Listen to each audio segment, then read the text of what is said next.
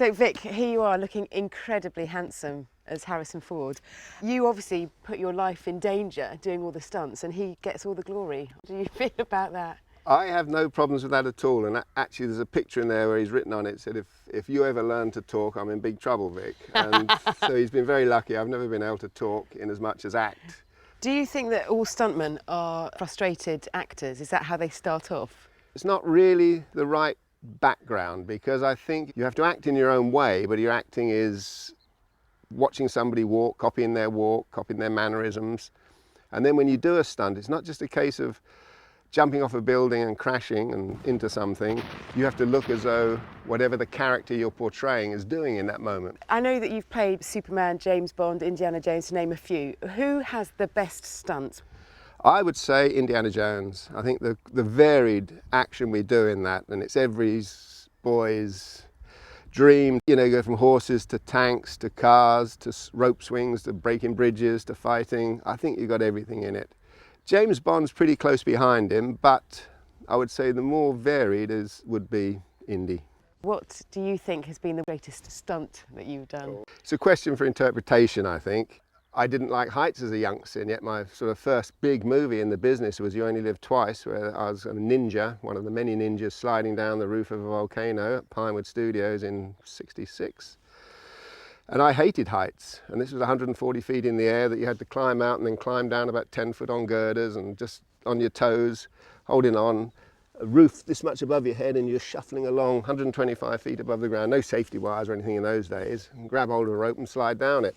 So I didn't like heights, but I'd spend my time up there looking at it during lunchtime, have a cigarette, look over the top. So I was proud of accomplishing that.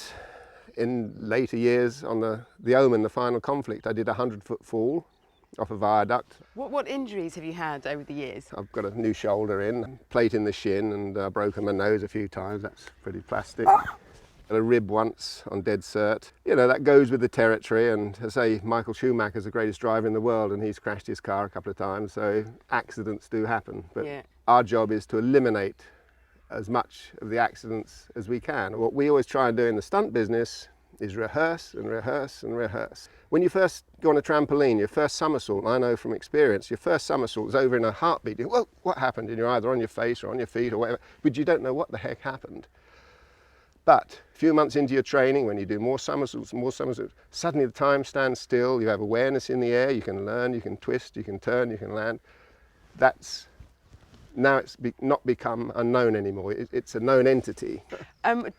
Do women make better stunt people than men? Women have the toughest stunt job in the business, absolutely, because when you think about it, they're always in short sleeves, mini skirts, high heels. Bikinis, absolutely. In fact, my wife is a stunt woman. She doubled all the girls in Indiana Jones, and she was Lois Lane in Superman, and she's actually the only person to kill James Bond. On Never Say Never Again, there's a sequence at the beginning of the movie where he's being chased all through the jungle, which was actually me running through the jungle. Then I'd jump off a roof on a rope and smash through some shutters into the bedroom, kill 3 or 4 guys. Connery releases her and turns around to camera, and she gets a knife and stabs him and says, "You're dead, Mr. Bond," and it's all been a test for him. So talk me through the stunt. It's a similar thing I did with Tom Cruise after Mission Impossible 3. He, you know, is a great driver himself, but he went through all the training with us, and the training basically for you involves understanding where you're going to hit the ramp. Keep straight, keep your foot on the gas, and we'll give you a start position that you put your foot on the gas so we know exactly what speed you'll be doing when you get to the ramp. You know, you'll be nervous, absolutely, of course you will. And when I jumped off my 100-foot viaduct, I could see my shirt doing that, literally. And I just bought a new Mercedes, and I think I'm never going to get to drive the damn thing. And the airbag looked as big as a postage stamp, getting smaller every second I looked at it.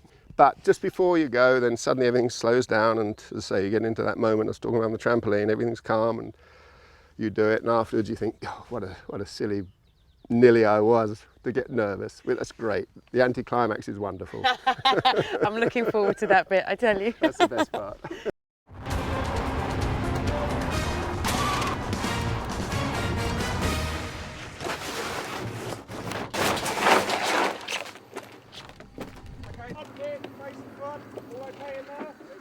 So Vicky, how was that? Good? What do you think, we should shoot it?